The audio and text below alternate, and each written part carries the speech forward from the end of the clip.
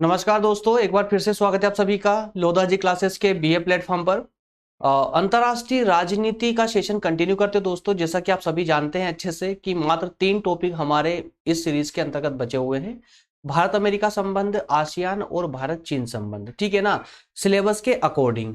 दोस्तों इसमें थोड़ा सा डिले हो रहा है इन टॉपिकों में, और एक्चुअल में अगर देखा जाए तो इन सभी टॉपिकों को हम पहले भी डिस्कस कर चुके हैं, इन पर क्लासेस ले चुके हैं।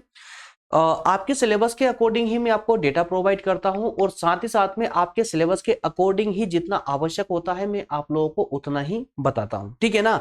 तो इसलिए कुछ स्टूडेंट को आज के इस सेशन में एक प्रॉब्लम हो सकती है कि सर आपने कुछ ज्यादा ही शॉर्ट में बताया है, जबकि भारत अमेरिका संबंध को लेकर के एक बड़ी लिस्ट होती है, एक बड़ी लिस्ट है भारत अमेरिका संबंधों की।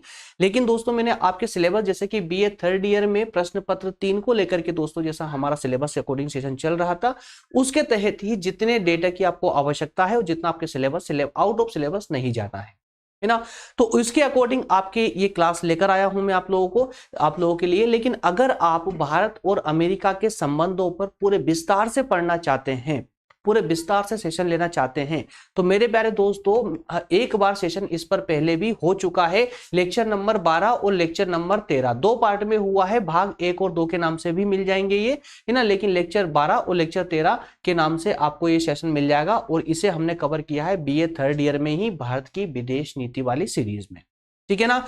तो आप प्लेलिस्ट सर्च करेंगे बीए थर्ड ईयर भारत की विदेश नीति, तो वहां पर आपको लेक्चर नंबर 12 और लेक्चर नंबर 13 में आपको ये सेशन मिल जाएंगे। इन दोनों लेक्चरों को अगर आप देख लेते हैं दोस्तों, तो आपका जो है ये भारत और अमेरिका संबंधों की पूरा सीरीज कंप्लीट हो जाती है, ठीक है ना।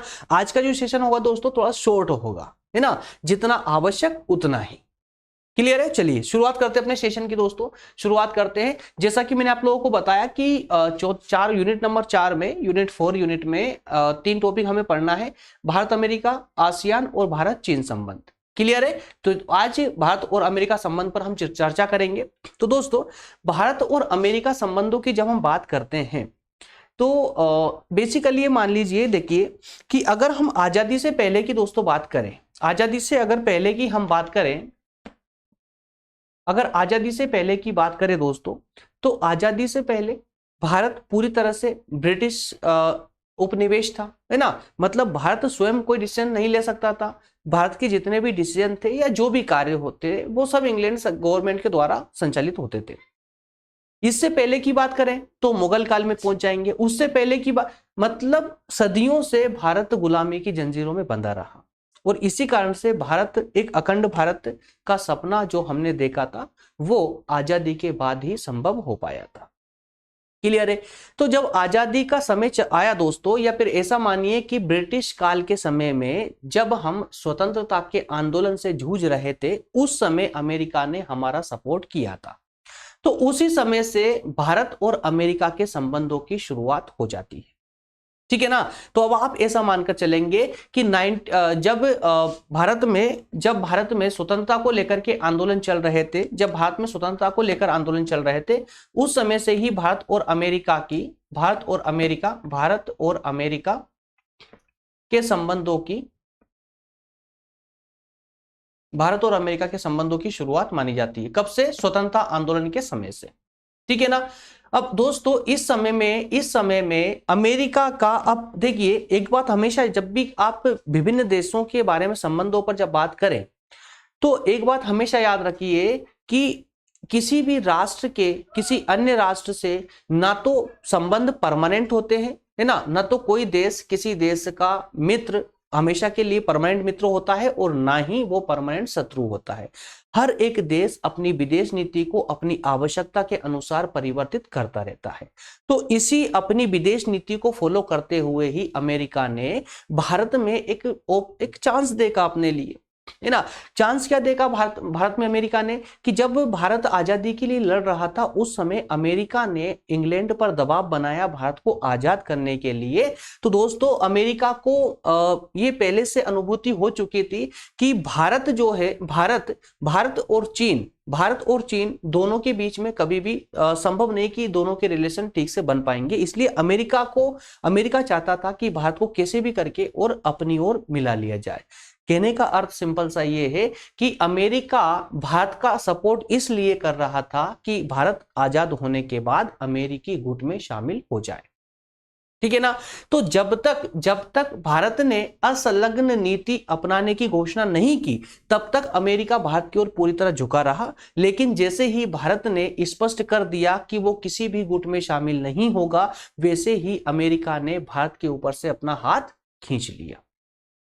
तो यहां से ये स्पष्ट नजर आता है कि जैसे जैसे किसी भी राष्ट्र की आवश्यकताएं होती है, किसी राष्ट्र के साथ में संबंधित होती है, तब तक ही वो राष्ट्र उस राष्ट्र का साथ देता है, अन्यथा उसे किसी प्रकार के कोई संबंध नहीं रखता, कोई चाहे राष्ट्र कोई सा भी हो, है ना। इसीलिए कहा जाता है कि विदेश नीति में सिर्फ और सिर्फ राष्ट्रीय हितों को लेकर के ही संबंधों की स्थापना की जाती है, सिर्फ राष्ट्रीय हितों को लेकर के। अब जैसा दोस्तों देखिए यहां पर मैंने स्पष्ट लिखा है, देखिए कि भारत और अमेरिका के संबंधों की शुरुआत जो है स्वतंत्रता आंदोलन के समय से मानी जाती है। अमेरिका ने भारतीय स्वतंत्रता संग्राम का समर्थन किया था, ठीक है ना, और इसी बात को लेकर के दोनों के बीच में मधुर संबंध स्थापित हुए। लेकिन दोस्तों जैसे ही भारत आजाद हुआ और भारत ने आजादी के बाद असंलग्नता की नीति अपनाई। असंलग्नता मतलब क्या हुआ कि ना पश्चिमी गुट में मिलेगा और ना ही पूर्वी गुट में शामिल होगा, असंलग्न रहेगा, उदासीन रहेगा, है ना। तो असंलग्नता की नीचे से ही भारत ने नीति अपनाई। वैसे ही अमेरिका ने दोस्तों भारत से अपना हाथ खींच लिया, या कहें कि अमेरिका भारत से दूर हटने लगा। क्लियर है। तो अमेरिका साम्यवाद के खिलाफ गठबंधन बना रहा था, ठीक है ना। जब द्वितीय विश्व युद्ध का समय था, चल रहा था, या कहें कि उस समय में अमेरिका ने जो अपना गठबंधन बनाता है साम्यवाद के विरुद्ध। अब साम्यवाद के खिलाफ का मतलब क्या हुआ? साम्यवाद कौन था? सोवियत संघ रूस साम्यवादी देश था, है ना। तो सोवियत संघ रूस के खिलाफ गठबंधन बना रहा था, और उस संदर्भ में वह भारत को आर्थिक सहायता दे रहा था। और भारत को आर्थिक सहायता देने के पीछे अमेरिका का एक ही मकसद था कि भारत कैसे भी करके अमेरिकी गुट में शामिल हो जाए। अब यार देखिए, कोई देश अगर मान लो आर्थिक सहायता देता है, विभिन्न प्रकार की सहायताएं पहुंचाता है, तो फिर सामान्यतः जो देश सहायता ले रहा है वो सहायता देने वाले राष्ट्र की बात को मना कैसे कर सकता है। लेकिन यहां पर भारत ने स्पष्ट रूप से, या कहे कि अमेरिकी सहायता के बावजूद भी भारत ने स्पष्ट कर दिया था कि वो हमेशा असंलग्नता की नीति अपनाएगा और वो किसी भी गुट में शामिल नहीं होगा। तो इसके अलावा भारत ने अमेरिका की जो साम्राज्यवादी प्रवृत्ति थी उसका भी विरोध किया, है ना, जिससे क्या हुआ, अमेरिका भारत से दूर हटने लगा। ठीक, पंडित नेहरू ने अपनी नीतियों में अमेरिका को महत्वपूर्ण स्थान दिया, परंतु फिर भी अमेरिका प्रसन्न नहीं हुआ। हालांकि भारत ने कूटनीतिक रूप से अमेरिका के साथ मित्रता बनाए रखी, वो एक अलग बात है, लेकिन निश्चित रूप से कुछ ऐसे तथ्य रहे हैं या कुछ ऐसे मुद्दे रहे हैं जिन पर दोनों के बीच में मतभेद बना रहा, है ना। तो यहां से यहां तक की पूरी कहानी का सार दोस्तों इतना ही निकलता है कि जब भारत की आजादी का समय था, या जब भारत में स्वतंत्रता के लिए लड़ाई चल रही थी, उस समय अमेरिका भारत का सपोर्ट कर रहा था, है ना।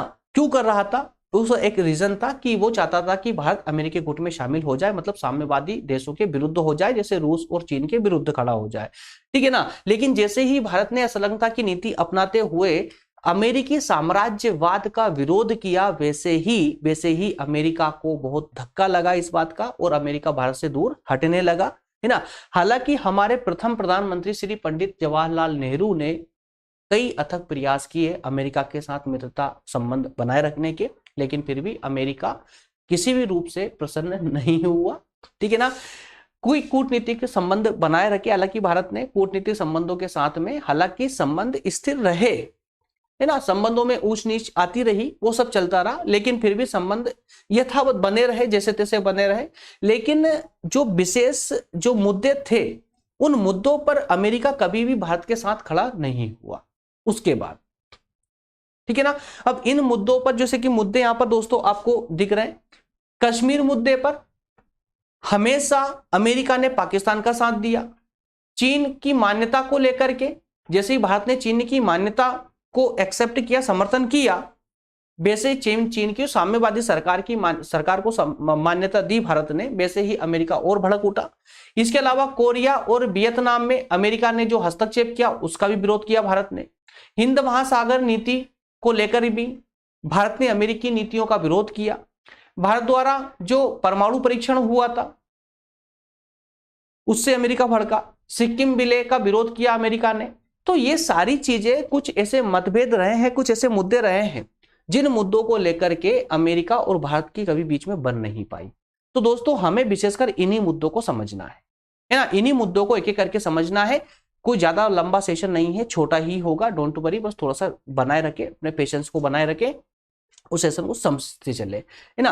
अगर आप और इसको पूरे डिटेल में करना चाहते हैं ना, कंप्लीटली करना चाहते हैं, स्टेप बाय स्टेप पूरी तरह करना चाहते हैं, तो दोस्तों मैं आपको लिंक दे चुका हूं, लिंक बता चुका हूं, और वैसे डिस्क्रिप्शन में दोनों ही पार्टों की लिंक डाल दूंगा मैं, वहां से भी आप इस सेशन को कंप्लीट होने के बाद में आप उनको भी देख सकते हैं।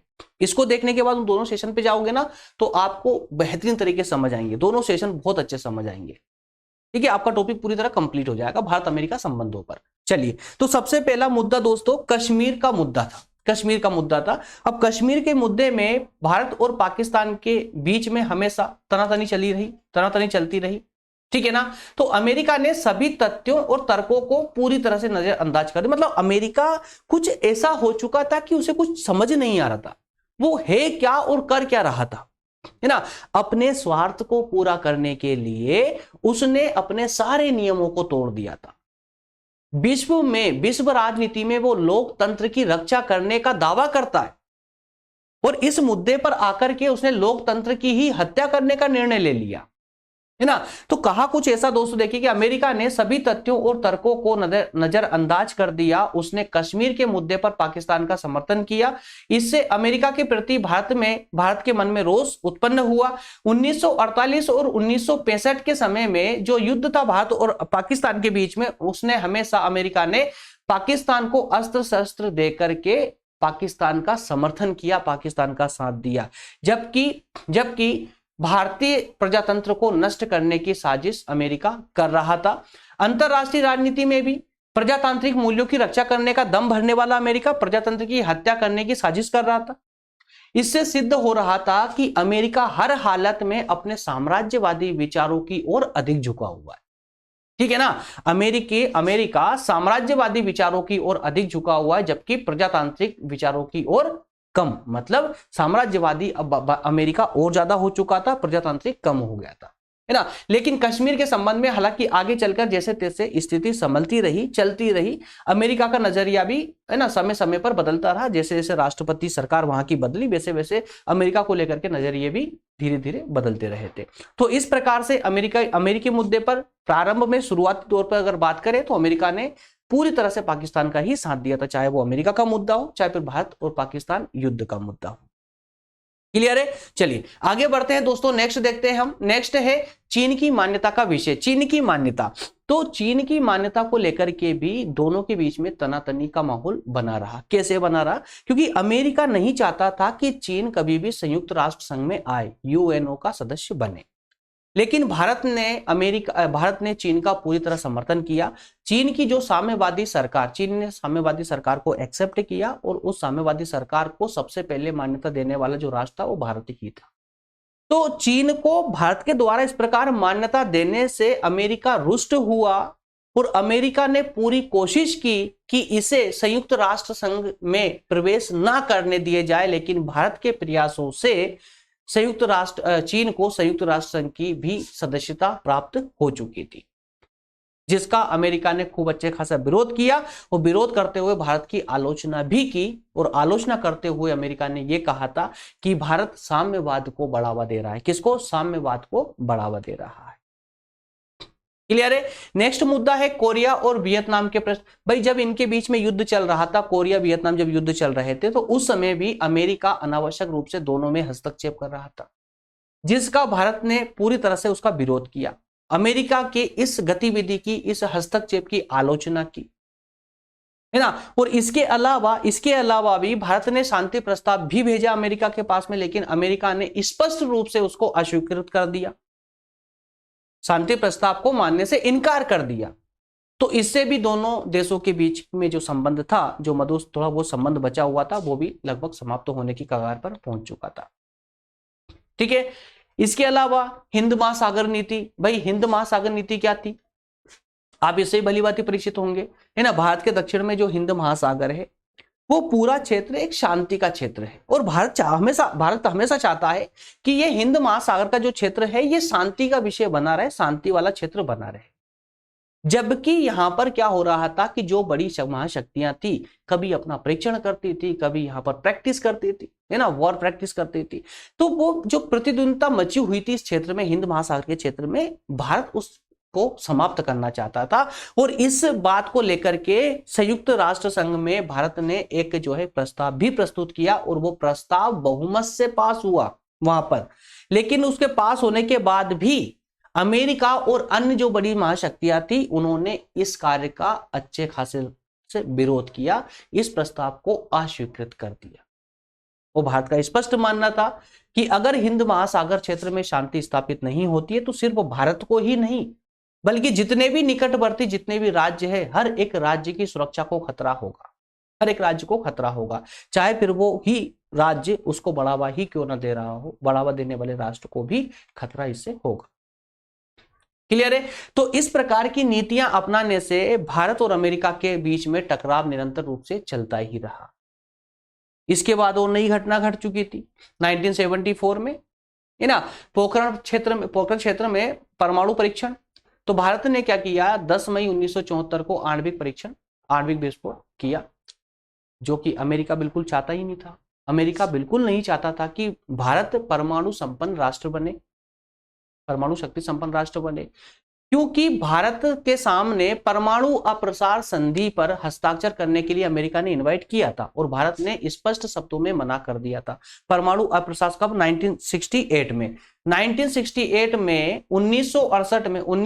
में परमाणु अप्रसार संधि को अस्वीकार कर दिया था भारत ने। क्या थी परमाणु अप्रसार संधि? तो दोस्तों इसमें 5 महाशक्तियों के पास में परमाणु शक्ति थी, और उन्होंने एक ऐसी संधि की थी कि बाकी अब कोई भी राष्ट्र, इन 5 राष्ट्रों को छोड़कर के कोई भी परमाणु हथियार नहीं रखेगा, 5 राष्ट्र रखेंगे। और इसमें भारत का कहना था कि हम इस संधि पर हस्ताक्षर करने के लिए तैयार हैं, लेकिन इसकी शर्त यह होगी कि जो 5 महाशक्तियां हैं उनके पास, जिनके पास परमाणु हथियार है, वो भी अपने हथियार समाप्त कर दे। मतलब कि या तो परमाणु हथियार किसी के भी पास ना हो या फिर सबके पास हो। और इसी बात को लेकर के अमेरिका को फिर से बुरा लग गया, है ना, और भारत ने परमाणु परीक्षण कर लिया। जैसे भारत ने परमाणु परीक्षण किया तो अमेरिका और ज्यादा रुष्ट हो चुका था। ठीक है। भारत हालांकि आज भी परमाणु अप्रसार संधि के पक्ष में नहीं है, लेकिन पूर्ण निशस्त्रीकरण के पक्ष में भारत शुरू से रहा है, पूर्ण निशस्त्रीकरण के पक्ष में, कि संपूर्ण हथियारों का विनाश कर दो, इस पक्ष में भारत शुरू से रहा है। क्यों? वसुधैव कुटुंबकम के कारण।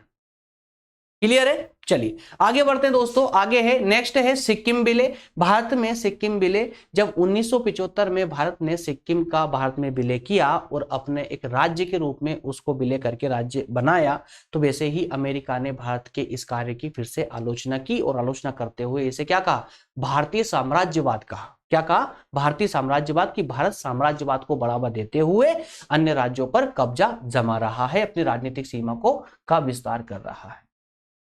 इस तरह से दोनों देशों के बीच में दोस्तों निरंतर रूप से इस प्रकार से कई मुद्दों पर टकराव होते रहे। इसके अलावा और भी कई सारे मुद्दे हैं, लिस्ट काफी लंबी है, लेकिन जितनी आपको आवश्यकता है उतना ही बस मैं यहाँ पर डिस्कस करवा रहा हूँ आप लोगों से। क्लियर है ना। तो दोस्तों शुरू में, अर्थात अगर प्रारंभिक बात करें, प्रारंभिक दौर की बात करें, तो अमेरिका का रुख भारत की ओर झुका हुआ था, अमेरिका का रुख भारत की ओर झुका हुआ था। लेकिन भारत का नजरिया देखकर या भारत की विदेश नीति को देख करके अमेरिका ने भारत से पूरी तरह से, अमेरिका भारत से पूरी तरह अलग हो चुका था। अमेरिका भारत का साथ इसलिए दे रहा था क्योंकि वह चाहता था कि भारत में सोवियत संघ रूस, मतलब कि भारत में रूस का प्रभाव ना बढ़ जाए। अगर भारत में रूस का प्रभाव बढ़ जाता है तो वो पूरी तरह अमेरिका के विरुद्ध हो जाएगा। तो अमेरिका को कहीं ना डर था, कहीं ना कहीं कि भारत का पड़ोसी है, लगभग पड़ोसी ही मानेंगे उसको, रूस को। तो पहले हो सकता है कि सोवियत संघ रूस का प्रभाव भारत पर पड़ जाए, इसलिए अमेरिका भारत की ओर झुका हुआ था। और अमेरिका एक तरफ चाहता था कि अमेरिका भारत जो है अमेरिकी गुट में शामिल हो जाए। जब ये संभव नहीं हुआ तो अमेरिका पूरी तरह से भारत के विरुद्ध खड़ा हो गया। दैट्स ऑल, ठीक है ना। लेकिन अगर वर्तमान संबंधों की बात करें, ये तो हो गए हमारे प्रारंभिक से लेकर के जो है सिक्किम विलय तक के समय के, या उससे भी ज्यादा समय के मान लीजिए इनको। लेकिन अगर वर्तमान की बात करें, आधुनिक समय की बात करें, आधुनिक समय में कैसे संबंध है, तो दोस्तों भारतीय जो हमारे सरकार रही है, हमारे जो अभिनेता रहे, जो नेता रहे हैं, उन्होंने इतनी शानदार रणनीति या कूटनीति का इस्तेमाल किया है कि किसी के भी पक्ष में ना जाते हुए भी उनको अपने पक्ष में लेकर आना। अर्थात ये कि ना तो अमेरिकी गुट में शामिल हुआ भारत और ना ही रूस के गुट में शामिल हुआ, उसके बाद भी दोनों ही देशों से विभिन्न प्रकार की सहायता भारत प्राप्त करता रहा।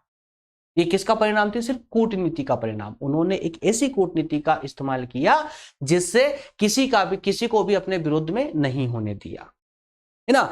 वो समय था, मुद्दे उठते रहे, ऊंच नीच उतार चढ़ाव संबंधों में आता रहा, लेकिन अंततः संबंध दोस्तों संभलते हुए नजर आने लगे, संभलते हुए नजर आने लगे। भारत संबंधों में सोवियत संघ का जब विघटन हुआ, एक सेकेंड, जब सोवियत संघ का विघटन हुआ, है ना, तो अब सोवियत संघ के मतलब रूस के टूट जाने के बाद में पूरी राजनीति, पूरे विश्व की राजनीति में अब एकमात्र महाशक्ति बच गई थी अमेरिका। तो जैसे ही पूरे विश्व में एकमात्र महाशक्ति बचती है अमेरिका, वैसे ही विश्व राजनीति में कई बदलाव देखने को मिले। अमेरिका के राष्ट्रपति बदले, राष्ट्रपति चेंज हुए, ओबामा साहब आए। इनके आने से भारत और अमेरिका के संबंधों में काफी हद तक सुधार हुए, है ना, विश्वास हुआ, विकास का नया दौर प्रारंभ हुआ। अमेरिका भारत के विकास और आतंकवाद के खिलाफ, भारत में जो आतंकवाद चल रहा, तो भारत हमेशा से आतंकवाद का विरोध करता रहा, तो भारत के विकास के लिए भी अमेरिकी सरकार झुकी, साथ ही साथ में आतंकवाद से निपटने के लिए भी जो है उन्होंने सकारात्मक भूमिका का निर्वहन किया। इसके अलावा अमेरिका ने भारत को समय समय पर सामरिक और आर्थिक मुद्दों पर भी सहायता पहुंचाते रही, है ना, आतंकवाद के निजात दिलाने के लिए भी सकारात्मक संकेत देता रहा। इसके अलावा कश्मीर के मुद्दे पर भी अब अमेरिका पाकिस्तान की तरफ ना होते हुए अमेरिका ने पाकिस्तान को नसीहत देते हुए कहा कि आपको अब जो कश्मीर का जो मुद्दा है भारत और पाकिस्तान आपके बीच में, उस मुद्दे को आपको भेंटकर शांति के साथ उस समस्या को सुलझा लेना चाहिए, ठीक है ना। अब उसने एक तरफा पाकिस्तान का समर्थन नहीं किया। भारत और चीन संबंधों पर भी अब अमेरिका भारत का विरोधी ना होते हुए निरपेक्ष होकर के, या कहे कि तटस्थ होकर के निरपेक्ष नजरिए से उसने भारत की नीतियों की सराहना की। इस प्रकार से धीरे धीरे संबंध जो है सुधरते हुए चले गए। क्लियर है। इसके अलावा दोस्तों दोनों के संबंधों में किस प्रकार से सुधार हुआ भारत और अमेरिका के संबंधों में, उसकी एक लंबी सूची यहां पर भी रही है। ये पूरी सूची रही है दोस्तों दोनों के संबंधों में सुधार को लेकर के, कि जब जब भारत के प्रधानमंत्री ने अमेरिका की यात्रा की, अमेरिकी अभिनेताओं ने भारत की यात्रा की, इन विभिन्न यात्राओं के द्वारा कई प्रकार के समझौते हुए, इनके बीच में कई राजनीतिक रणनीतिक सहयोग की बात होती है।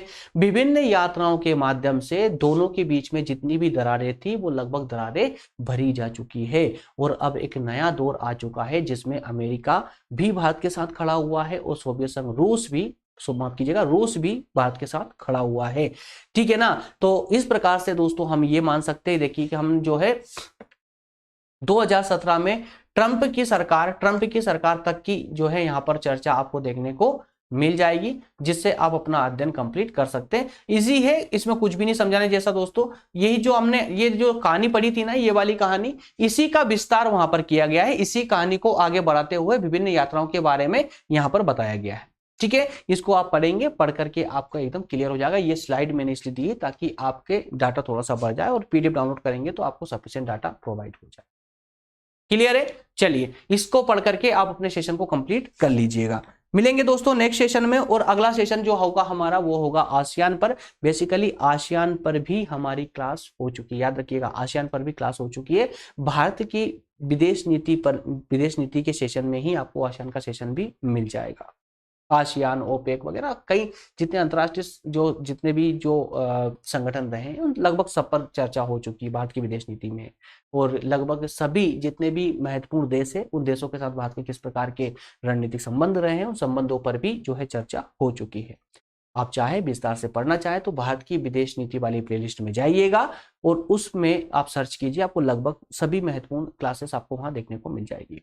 क्लियर है? तो नेक्स्ट सेशन दोस्तों आसियान पर होगा, संभवतः कल ही होगा। 3 दिन में अब ये हमारी पूरी सीरीज कंप्लीट हो जाएगी। इसके अलावा कोई टॉपिक अगर आपका स्किप हो रहा हो, छूट रहा हो तो मुझे कमेंट करके जरूर बताइएगा। कमेंट के माध्यम से दोस्तों मैं आपको वो टॉपिक भी जो है इसी सीरीज में ऐड करवा दूंगा।